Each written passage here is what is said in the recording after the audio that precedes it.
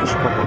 পশ্চিম বর্ধমান আসানসোল থেকে 12 জানুয়ারি রবিবার আসানসোল রামকৃষ্ণ মিশনের শ্রদ্ধার সাথে স্বামী বিবেকানন্দের 163তম জন্মজয়ন্তী পালন হয়।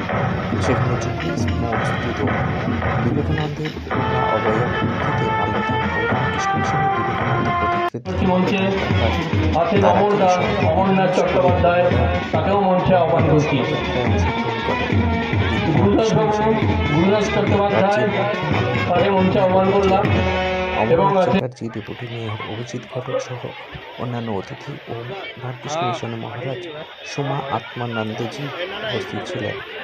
এদিন স্বামী বিবেকানন্দের জীবনের বিভিন্ন দিক নিয়ে আলোকপাত করেন স্বামী সোমা আত্মানন্দজি এবং মন্ত্রী মলয় ঘটক।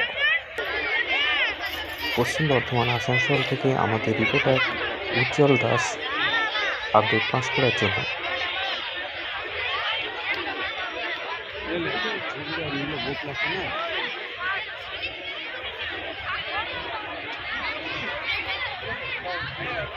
স্কুল পার্টিসিপেট করছে। আমি প্রত্যেকটা স্কুলের যারা কর্ণধার, হেডমাস্টার, হেডমিস্ট্রেস, তাদেরকে ধন্যবাদ জানাই যে 12ই জানুয়ারি এই দিনটি আসানসোলে আস্তে আস্তে একটা বৃহৎ আকারে উদযাপন হচ্ছে।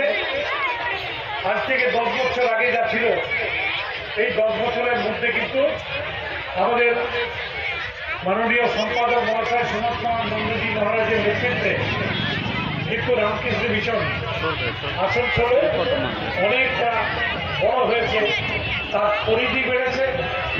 ব্রিজ কোচিং সেন্টার আমি দেখছি পাশে বোর্ড লাগানো আছে,